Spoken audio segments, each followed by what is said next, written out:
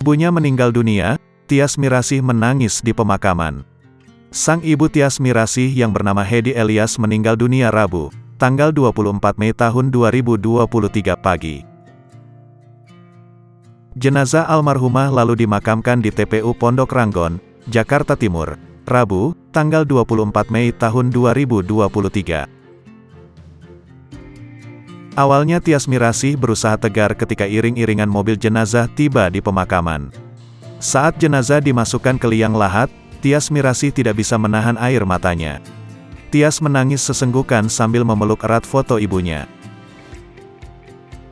Dipeluknya juga keponakan yang ada di sampingnya.